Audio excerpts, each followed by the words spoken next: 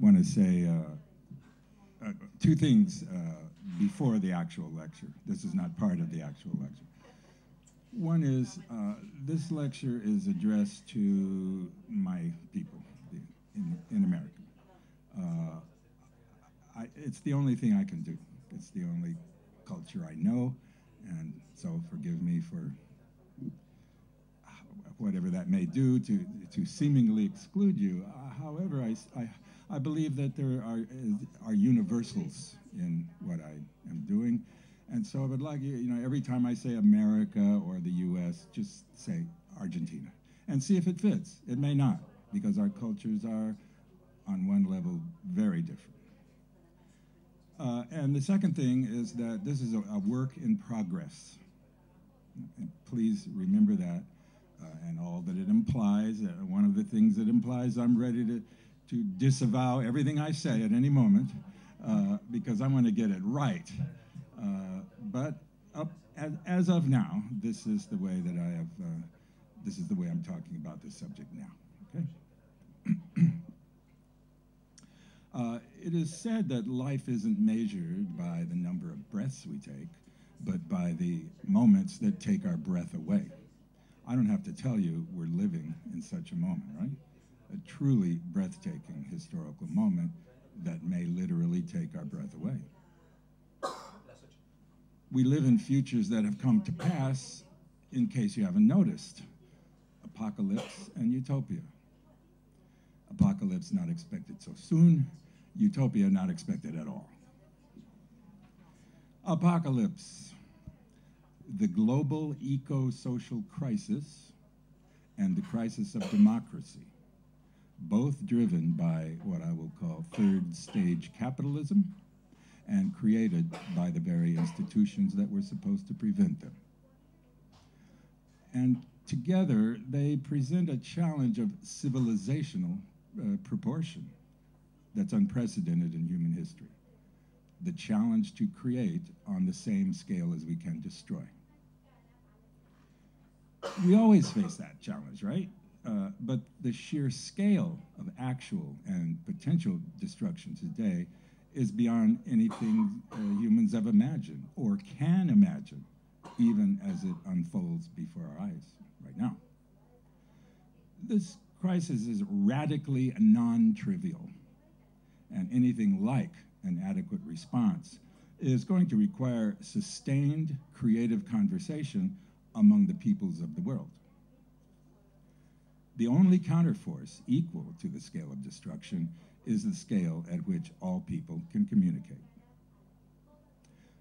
For that, we need a communication revolution. And the apparatus that could enable it is at hand, we all know. Utopia, in this context, is the technological possibility and only the possibility of that communication revolution.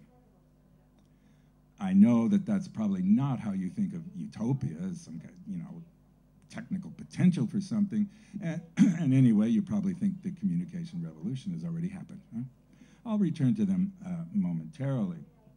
Meanwhile, please consider the breathtaking historical coincidence of, on one hand, the failure of democracy around the world, even as the eco-social crisis races in slow motion toward its tipping points, and on the other hand, the simultaneous rise of a communication system that is the only thing that could even conceivably enable an attempt to create on the same scale as we can destroy.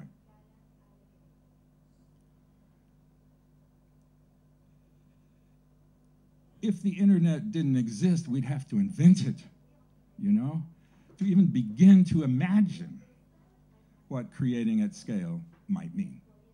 So thank God it's here. But there's a problem. The forces that have brought us to the end of democracy and to the end of the world as we've known it can't allow the revolution to occur, because it would also enable what I call secession from the broadcast, a mortal threat to social control as we know it. That double bind, that creating on the same scale as we can destroy, requires a communication revolution that cannot be allowed to happen, that double bind is the real crisis, not climate change. So I'm gonna, as you can see, I'm already doing it, I'm offering some language, because new words and new meanings for old words are essential for the new understandings and agreements that crisis of this magnitude demands. Words don't express what we think, they tell us what we think. Thought is made in the mouth. So here are some definitions. The broadcast is all state media, their institutional infrastructure, their political economy, the culture they create, and the social control the culture serves through the socialization it administers. I'll repeat that and explain it. The broadcast is all state media. You would say corporate media, but let's be consistent. We live in a corporate state, and corporate media are state media. I mean that literally, with a certain little qualification, which we'll get to. All right, the broadcast is all state media. Their institutional infrastructure, that's the private corporations that operate them for the state. Their political economy, that's their service to transnational neoliberal corporate capitalism and the transnational ruling class, the owners of the wealth of nations. The culture they create, American culture, consumer culture, neoliberal culture, the culture of empire, whatever you want to call it, it's the only culture the audience nation shares in common, such that when I say the culture, you know more or less what I'm talking about. And the social control the culture serves. Now, social control in a democracy is based on our unconscious collaboration in our own oppression. It has to be that way. You either have overt totalitarianism or the people must oppress themselves. There's no other choice. That's it. And so that, you know, and also that's not a new idea. And it's the most important work we do in a democracy after all. Collaborate with the dominators in the endless reproduction of ourselves, of their reality, collaborate with them with a reproduction of their reality and of ourselves in its image. We're not aware we're doing it, and we don't necessarily feel oppressed. It has to be that way. Okay, so there's a name for this kind of social control. Inverted totalitarianism, a powerful concept given to us by the historian Sheldon Wolin in his book, Democracy, Inc. Came out about 2008. I think it's one of the most important books of the last many decades. How social control works in non-democracies, standard totalitarianism, that's well understood. But we haven't had a comprehensive articulation of social control in democracies until now, with Professor Wolin's treatise on inverted totalitarianism. Here's Sheldon Wolin, quote, "Inverted totalitarianism is the political ascendancy of corporate power in symbiotic relationship with state power. No longer confined to domestic private enterprise, corporate power evolves into a globalizing co-partnership with the state. There's a double transmutation. The corporation becomes more political, the state more market-oriented. Economics, historically subordinate to politics, now dominates politics. And with this domination come forms of ruthlessness different from the classical forms of it." Now, I said earlier, corporate media are state media because in a democracy, government must rely on corporate media instead of state ministries to disseminate state propaganda, and I hope that this, what we just heard from Woland, makes that even more clear. And that's why the audience nation, and notice I'm using that phrase audience nation with a hyphen, that's why the audience nation doesn't see it as propaganda, it's just reality.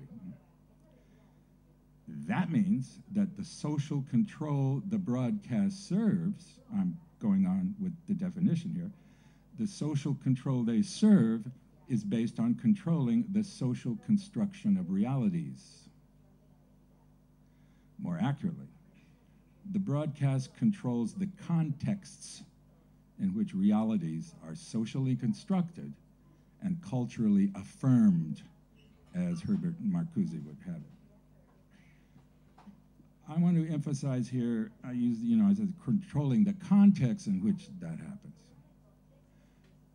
Note that that is true in almost everything. Context is everything. Everything is context. And in my little slogan, I add to that, weave together. Context means to weave together.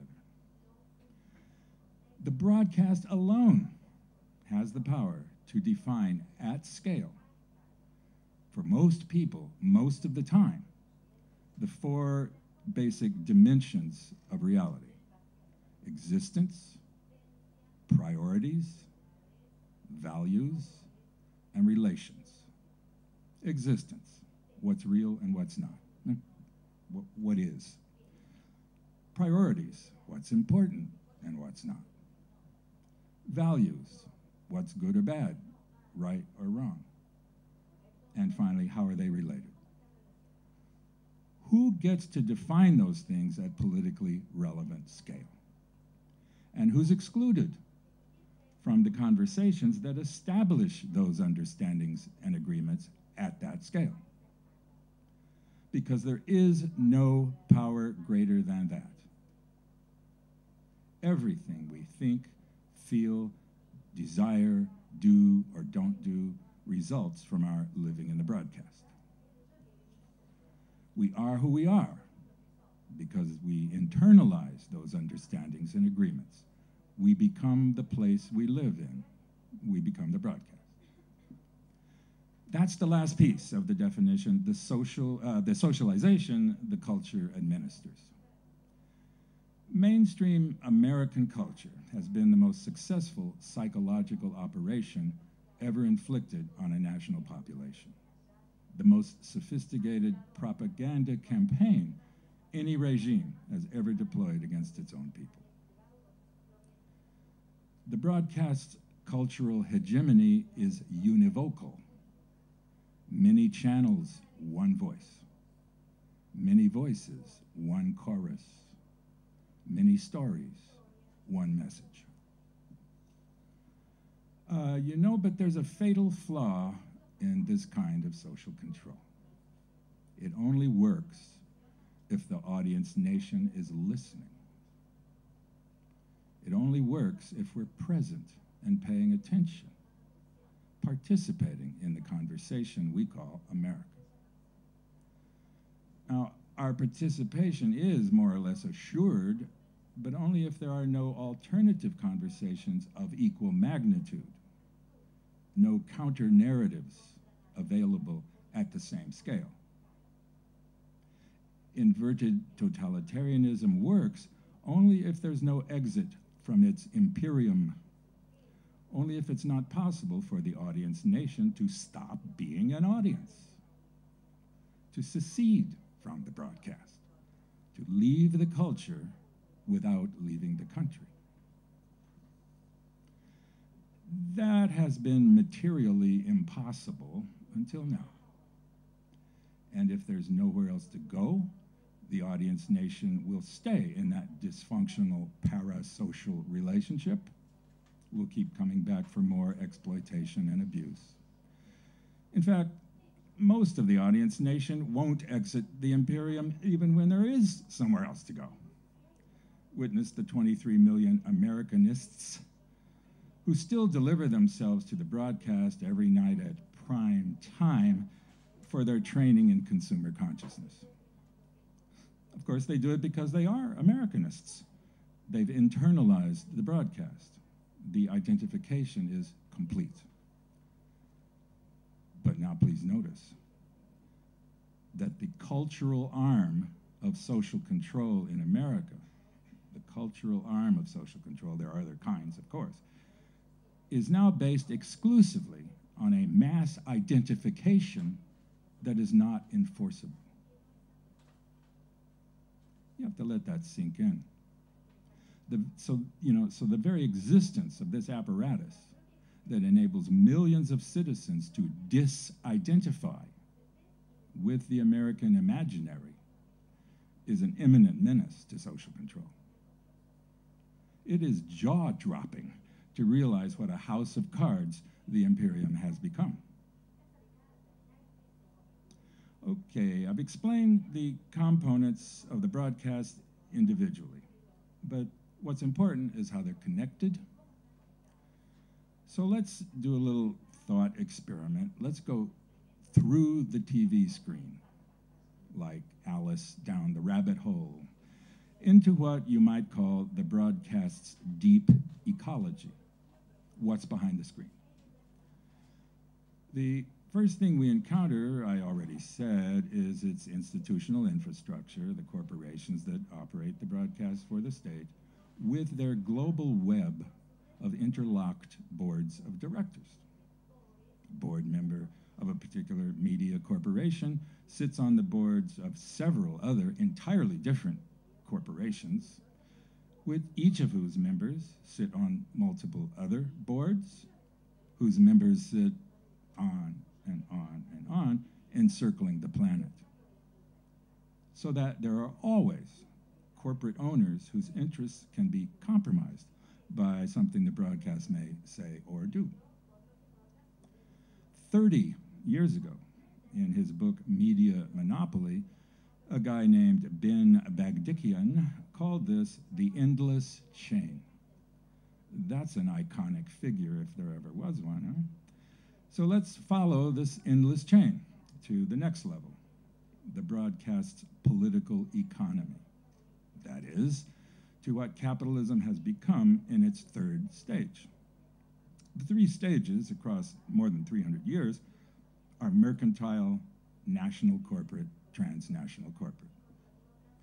Now you can subdivide those into all kinds of subtleties. Transnational corporate, for example, is also finance capitalism, but I think this is good enough for my purposes. I said at the beginning that this late capitalism is the root cause of both the eco-social crisis and the crisis of democracy. So let's take a look at democracy, the most utopian of all dreams, after all.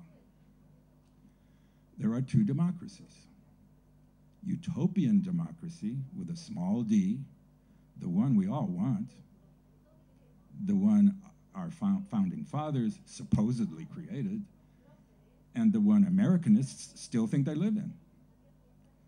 Then there's actually existing democracy, with a capital D, capitalist democracy, the one that has defeated the American experiment.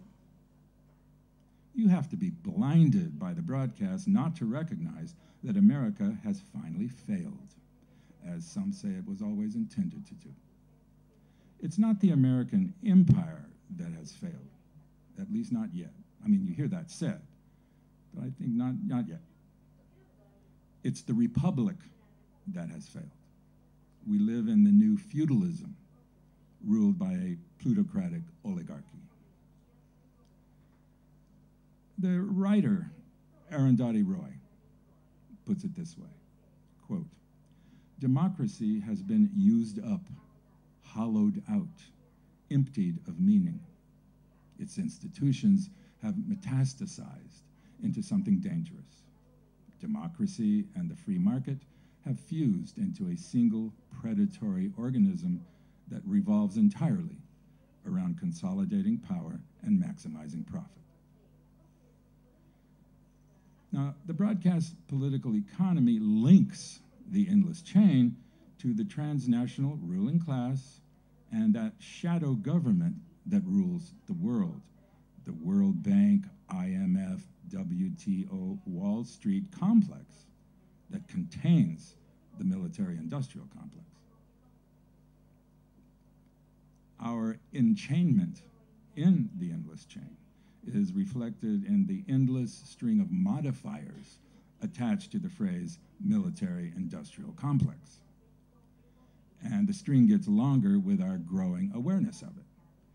Corporate, prison, educational, agricultural, pharmaceutical, media, congressional, military-industrial complex, and so on endlessly, until the endless chain becomes the endless net of neoliberal globalization, the net in which predatory capital captures Earth and everything on it.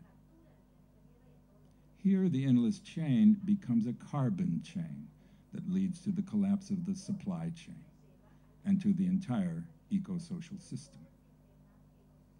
The eco-social system is the integration of human and natural ecologies on a planetary scale.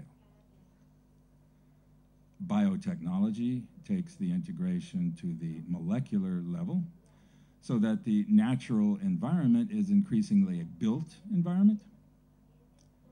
And in the case of GMOs, for example, organisms become ideological structures. Nanotechnology extends the integration to the inorganic world, transforming material reality in ways that are now unimaginable. We know one thing.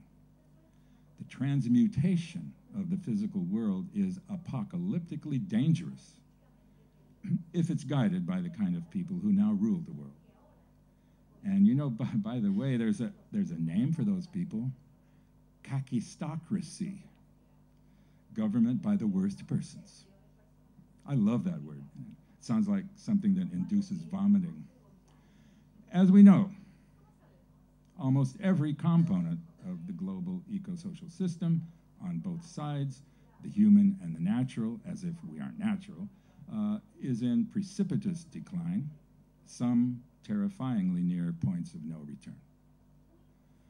The steady, slow-motion advance of planetary heating, environmental degradation, Arctic meltdown, the energy, food, and water crises, species extinction, ocean dead zones, overpopulation, mega urbanization and its disease pandemics, and on and on and on. The rapacious capitalism that drives all this can only press ahead relentlessly in its suicidal impulsion to accumulate. It seems to have finally entered its catabolic phase, closer than ever to cannibalizing itself and its host, taking us all down with it. We used to say it was easier to imagine the end of the world than the end of capitalism. Now we do imagine the end of capitalism by imagining the end of the world. And this is imagining. Think about it, how real you may think it is. And since the globalization of capital is synonymous with the project of democracy around the world, we might well wonder, along with Arundhati Roy, whether capitalist democracy is the end game of the human race. But the endless chain doesn't stop at that potentially terminal juncture, because behind all of it is what we call culture.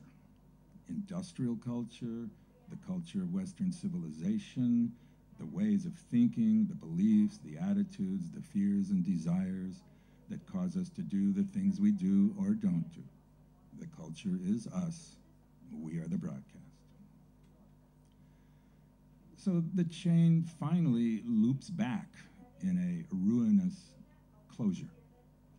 A circle returns us to where we began, to ourselves, carriers of the culture, sitting there in front of that screen, gazing, stupefied at the broadcast, endlessly reproducing ourselves in its image.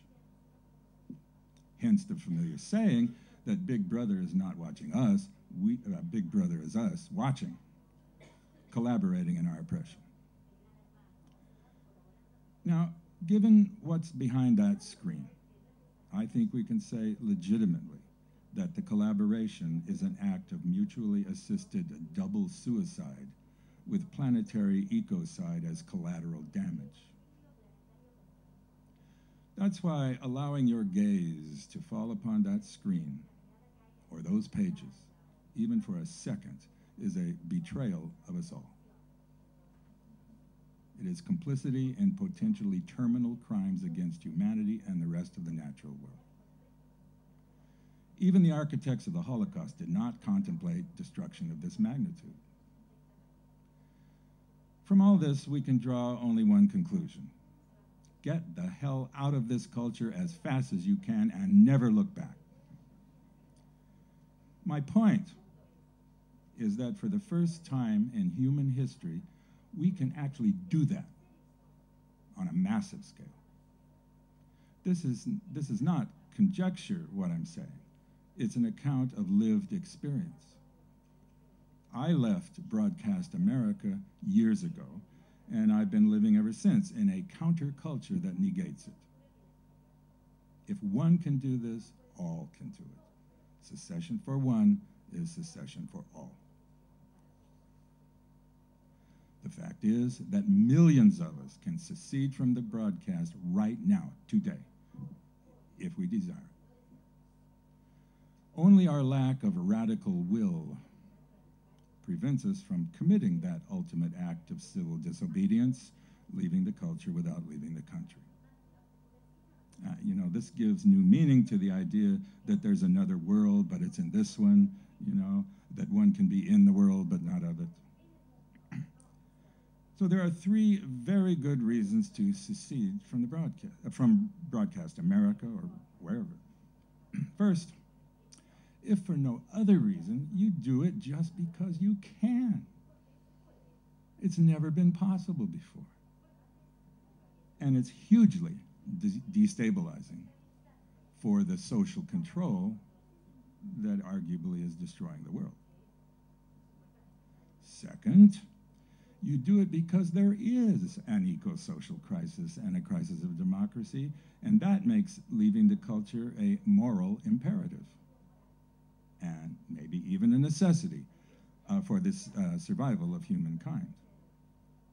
Third, and most important, you do it because leaving the culture is not a retreat. It's a fierce act of engagement. It's not irresponsible. In fact, it's the most responsible thing you can do. It's the highest form of political work. Secession is escape from the imperium, but it's not an escape from civic responsibility. It's not the end of political life, it's the beginning. You secede to be a citizen. Secession isn't some un-American impulsion to start a civil war, If you're a true patriot, you don't leave your country when it's in trouble. But if you can, you do leave the culture that's causing the trouble. Only then can you be a citizen, but you'll be a citizen of a very different America. After all, you're able to leave the culture only because there's another culture to go to, which, by definition, will be a counter-culture that you can use as a technology of the self to cultivate the radical will that is within you. I'll play that again. You can secede, immigrate to a counterculture that you can use as a technology of the self to cultivate the radical will that is within you. I'll explain more later. For right now, I just want to repeat, I do that consciously and deliberately every day of my life. What does it mean? The eco-social crisis and the crisis of democracy are radical systemic breakdowns that demand radical response, transformation at the root. This is recognized around the world, folks. Unless you live exclusively in the broadcast, you hear everywhere today the call call for fundamental change, for transformation at the root. Am I saying something surprising here? And, you know, that's what radical means, from the Latin radix, root. And that's all it means. It doesn't mean extreme. Of course, it has to be equated with extremism for social control. The last thing they want is people looking at root causes. Now, radical change requires radical will, the will to transform the root. And the institutions that have defeated democracy and created the planetary crisis don't have radical will.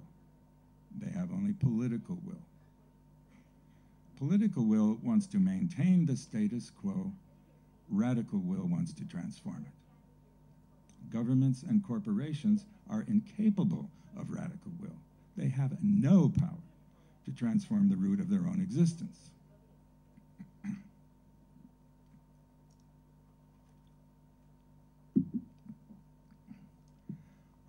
Only the people can do that.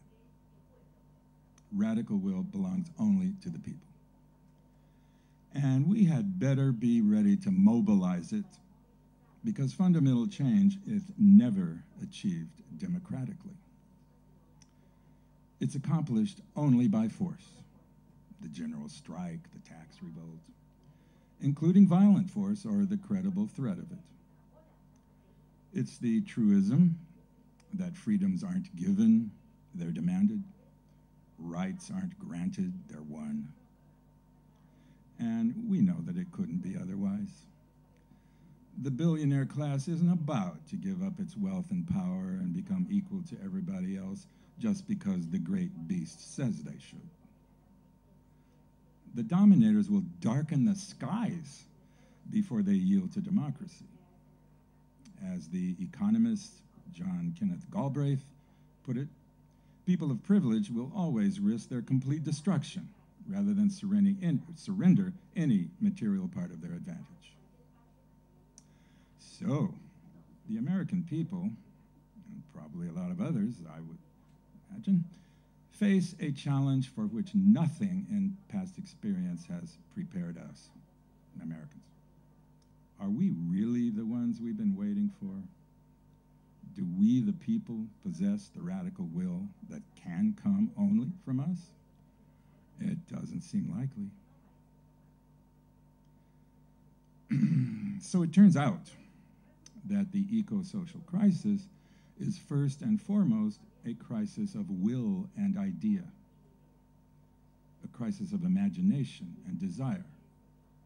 And that, after all, is the expected result of our socialization in the broadcast and its spectacular success. So the challenge to create on the same scale as we can destroy begins with recreating ourselves, re-socializing ourselves to become the kind of people who would be capable of mobilizing a radical will on the scale that is needed. How do we do that? How do we awaken the radical will that sleeps within us? Isn't that an immemorial question, going back probably to the beginning of time? How do we awaken the radical will that sleeps within us? I believe that the answer is found in what I call the utopian myth of a communication revolution. And before I explain it, we need to understand a few things about utopia. Above all else, utopia is never to be used as a pejorative. Never. Just forget any silly notion about utopia as some kind of ideal world, some kind of blueprint for bourgeois comfort, a map to happiness. To frame it that way is irresponsible and counter-revolutionary. It plays directly into social control.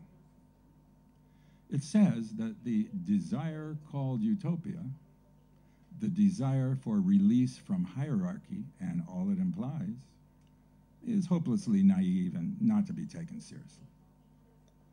Well, I think that's a betrayal of us all. its collaboration and our oppression.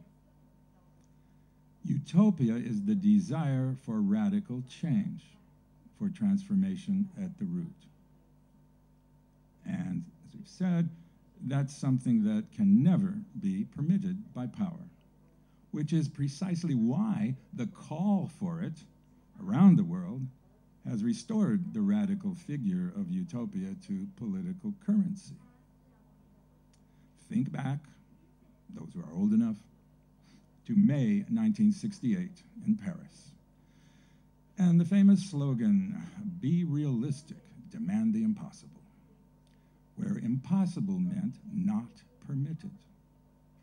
In other words, make a demand which, if granted, would bring the system down.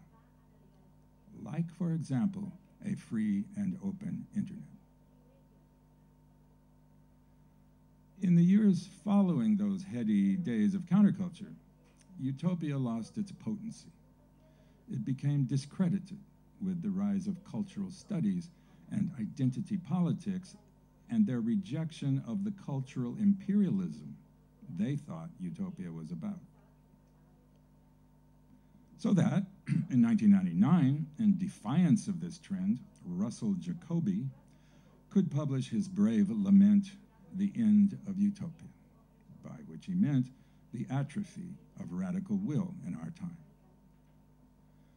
But a mere 6 years later, in 2005, Frederick Jameson could proclaim in Archaeologies of the Future that utopia had regained its position at the leading edge of political thought.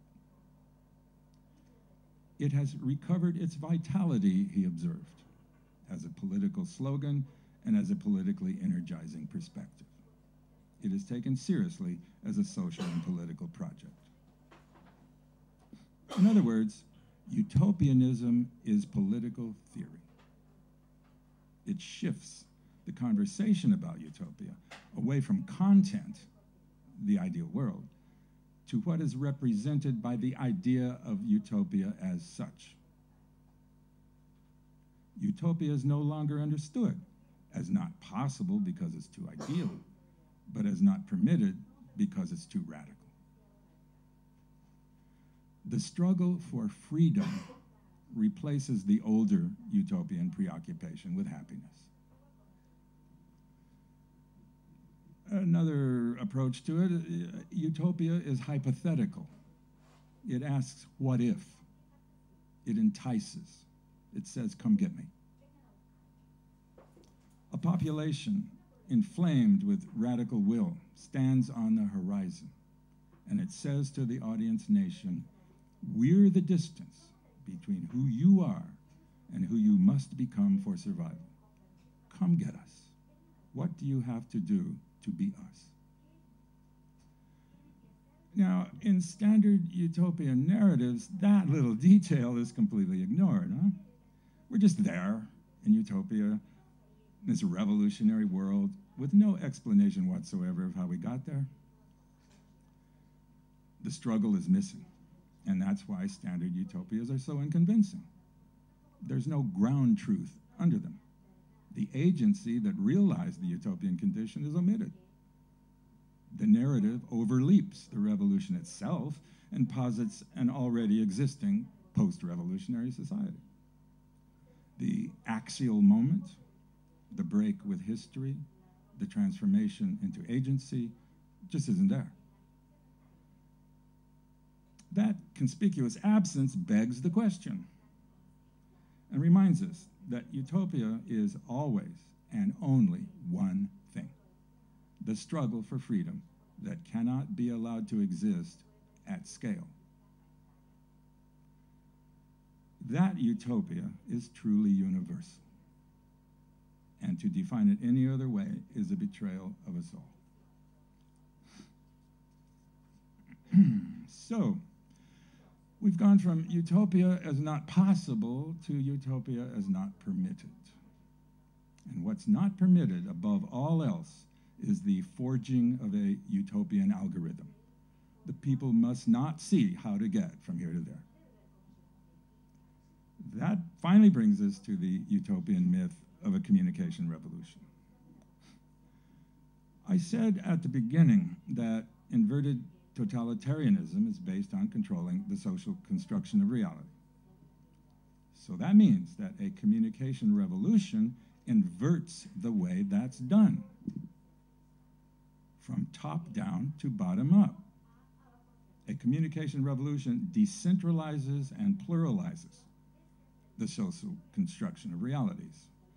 I repeat, a communication revolution is the decentralization and pluralization of the social construction of realities, period.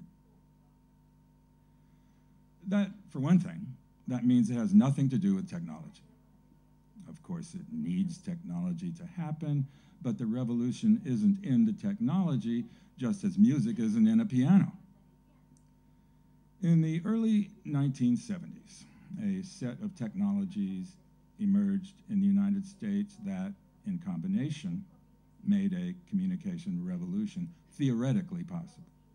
Cable television, satellite distribution, portable video recording, video cassette and laserdisc publishing, and time-shared mainframe computing. The early 1970s was also the beginning of the end of the counterculture era in America. I had been at the center of it. From 1967 to 1970, I was co-editor and columnist for the Los Angeles Free Press, which was the first and largest of the so-called underground newspapers that flourished in the US at that time. So I was in a position to understand counterculture as a communication revolution.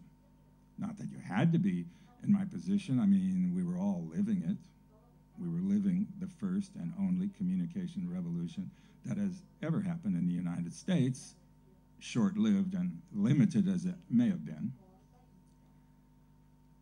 We left the culture without leaving the country in the 1960s, and our cohort inverted the social construction of realities. We did it on a politically significant scale. Otherwise, the police state would not have attempted to crush us the way it did. That's the difference between cult and culture. So, of course, it had to be stopped. Counterculture had to be neutralized and absorbed. That is, it had to be commodified. The commodification of outsiderdom had already begun in the 1950s. So the broadcast administered a mortal dose of publicity, and the end was in sight. It was a question of autonomy.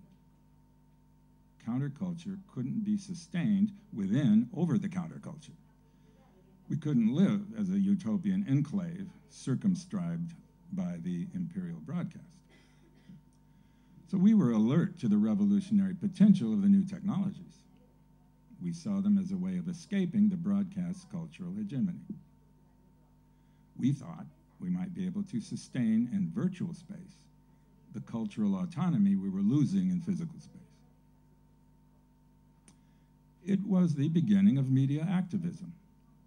We understood that if we changed the media, we'd change the world. We saw in the new technologies a utopian opportunity, remember, not permitted, utopian opportunity to create a communication revolution through what I call operational inversion of the broadcast. Operational inversion of the broadcast, from mass communication to group conversation.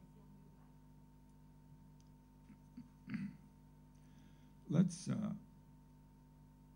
consider the idea of conversation here for a moment, because it is central to all this. I'll just say right out, conversation is not a special case of communication.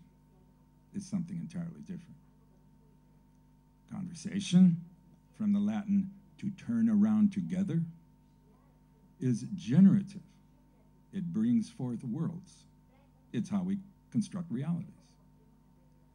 We can talk about things because by turning around together, we create the things we talk about by talking about them. We become a reality community. there's another hyphen there, reality, community. I'm going to repeat this. We can talk about things because we create the things we talk about by talking about them. We become a reality community. Art, science, and religion are prominent examples. And the circularity, the closure of turning around together, seals our cultural autonomy. We become an autonomous reality community. Now that phrase, autonomous reality community, is actually redundant because there's no other kind of community. Every community is an autonomous reality community. That is, every community is a conversation that generates the realities, the things, which define it as a community. Again, art, science, and religion are prominent examples. So I use this otherwise unnecessary phrase to make us aware of what we're doing today and what we wanted to do back in the 60s. I use it to make explicit the fact that in our migration to the internet, we are decentralizing and pluralizing the social construction of realities at politically relevant scale. And there is nothing in this world more threatening to power. Now notice what I'm saying. I'm saying we're doing that, but I am not saying that it's going to be allowed to reach, to scale to the level where it's that threat. You know, power is going to stop it. Or they're going to try. We don't know what that means yet. For the time being, and again, this is why I use that phrase, we are very gradually dismantling the very foundation of social control as it now exists under inverted totalitarianism. Some say that, well, without this, there's only one recourse. You just go back to classical totalitarianism, the police state. So I submit to you that we are, in fact, gradually doing that. And you know, by the way, you know, when I was talking about the eco-social crisis, and I said something like racing in slow motion, that you hear that said a lot today in the argument about are we or are we not in apocalyptic times. It's moving so slowly that, you know, it doesn't feel like anything big deal, you know. Moving slowly, but yet that slow speed is terrifying when you consider how long it might take us to position ourselves to do something about it if we ever do. I mean, they are talking in terms of a few decades now before certain points of no return are reached in the environment. In any case, let's get back to this gradual, slow motion dismantling. We knew that was theoretically possible 42 years ago, right? 1970, in the non-trivial inversion of mass communication to group conversation within and between autonomous reality communities. We dreamed back then, you know, the utopian dream, that someday it would be the people, not the broadcast, who would assign meaning to the four basic dimensions of reality at politically relevant scale. Constituents of autonomous reality communities would define for themselves, as we were doing, what's real and what's not, what's important and what's not, what's good and bad, right and wrong, and how they're related. Okay, I said that the communication revolution is not about technology, but you need, of course, technology to enable it. And by the way, I want to take a little side step here for a moment. Maybe this would be more understandable if you think of communication not as a verb, but a noun. Not as something we do, but as a place we arrive at. After all, it comes from the Latin communare, a shared space. Communication, a shared space. Share what? understandings and agreements about what's real and what's not, what's important and what's not, etc. So that's a place, a shared space. So if you think of it that way, and if you attach that to the idea that a communication revolution is a revolution in the social construction of realities, maybe that might make a little more sense to you when I say that 60s counterculture was a communication revolution, right? We created that place and we convened there. That's how I felt about it, being at the center. But of course, it needed technology to be something real you could talk about. Optical fiber was on the horizon in the early 1970s. Wasn't, they weren't using it yet, it was still in the lab, but coming. And that allowed us to imagine communication systems beyond the limitations of cable television. You know, I mean, get it, that once we're connected by some kind of wire instead of over the air, we can be both senders and receivers, and that's an inversion of the broadcast right there, you know. And understand what inversion means. It's not like reversal.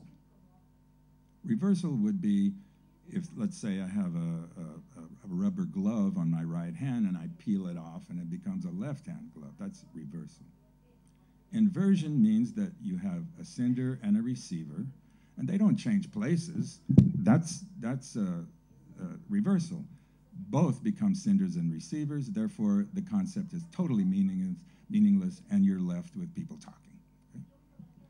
Okay? So, optical fiber was on the horizon, and it allowed to imagine things beyond cable television. In other words, instead of the public access crumbs tossed to us by the cable TV industry, we imagined socialized public utilities based on switched optical fiber networks operated by telephone companies. I refer you to the video of me calling for that in 1974. These networks would have what I call emotional bandwidth, which at the time was the 6 megahertz analog bandwidth of broadcast television. I'm going to elaborate on this idea of emotional bandwidth in my seminar tomorrow. But I think, you know, you sort of get it. I'm referring to television here and movies, emotional bandwidth. In other words, two-way video would be the platform for democratic conversation at scale, in our imagining 42 years ago. Information storage and retrieval, although essential, was seen as a secondary and supplemental feature of the communication system. I'm not saying it should be that way. I'm saying that's how we thought of it at the time, because no one had imagined a personal computer. At that time, nobody thought of the computer as a communication device. It was just a library in a box. It was access to information. And a communication revolution isn't about access to information, at least not primarily. It's about access to people. It's about access to conversations through which realities are socially constructed. Is that not what we're doing today? Now, we imagined that, back then, we imagined that operational inversion of the broadcast would unleash a vast spectrum of autonomous voices, the constituents of all those reality communities talking by their video, you know, just whatever medium, would unleash a vast spectrum of autonomous voices, and the conversations would grow richer and more diverse very rapidly. Witness the exponential growth of the World Wide Web a quarter century later. The people had been separated and silenced by the broadcast, so there was an urgent need to say what we had not been able to say to an audience we never had ourselves. Dark fiber would light up quickly. channels of desire would multiply exponentially, turning the audience nation into, here comes more of my language, channels of desire would multiply exponentially, turning the audience nation into a democratic republic of autonomous reality communities in virtual space. They would be atopias, as in utopia, right? They'd be atopias, social formations without boundaries or borders, defined not by geography, but by consciousness, ideology, and desire. Is that not what we're doing today? But it would be necessary to choose among them. You couldn't just passively receive these infinite voices. From the ever-expanding universe of reality communities, you'd have to assemble the particular universe of meaning in which you would live. It would be your media life world. Life world is another word I love. It's a sociological term, which means that portion of the universe that an individual or group dwells in or experiences day to day, your life world.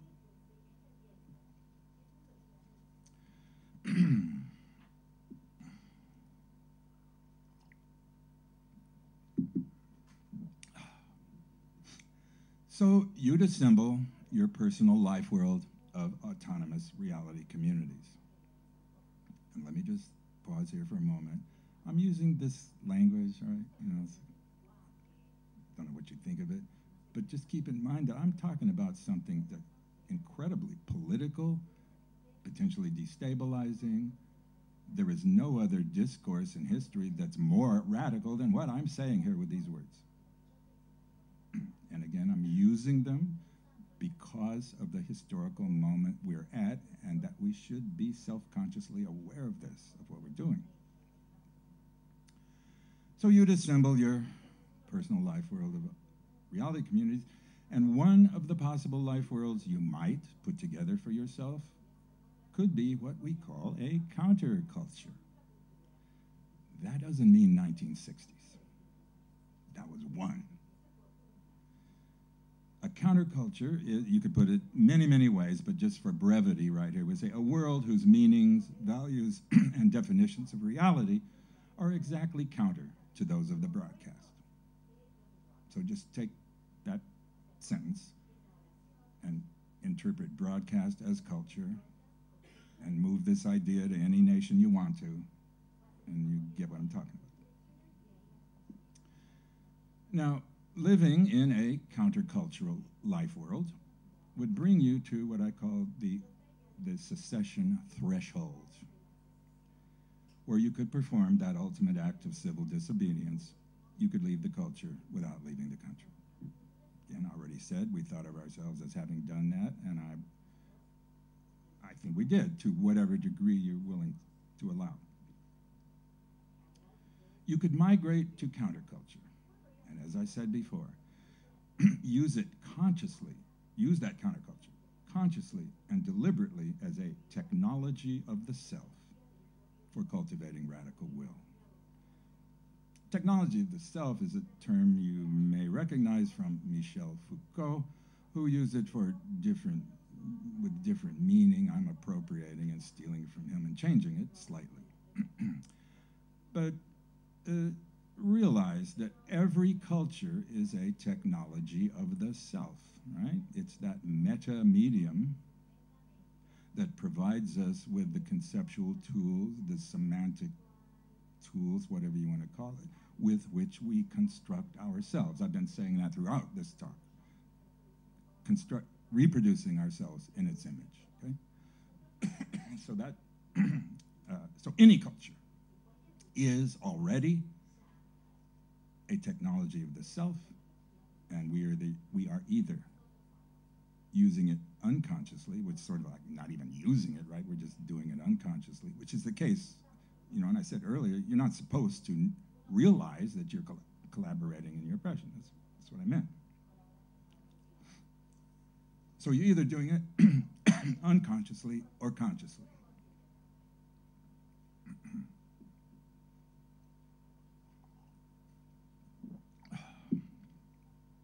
The implications of that are best understood by looking at what we have today.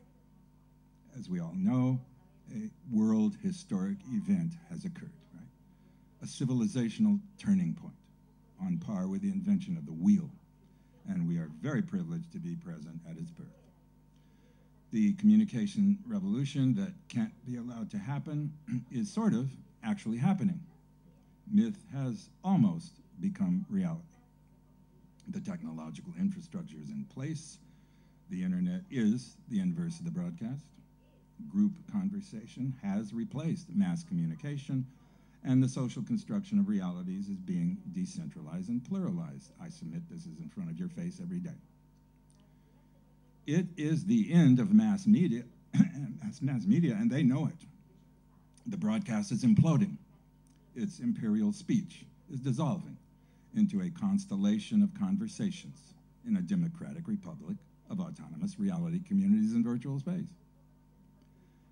The digital condition has created an 8th continent that is no more imaginary than America itself. It's a revolutionary social metamedium, and millions of reality communities are rising up on its phantom topology.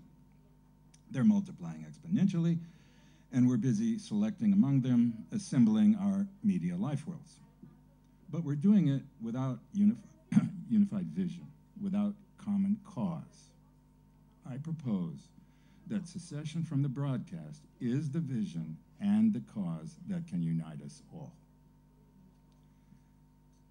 How we use the internet as a technology of the self, how we secede from the broadcast, there are stages, there are steps to it that I have mapped out.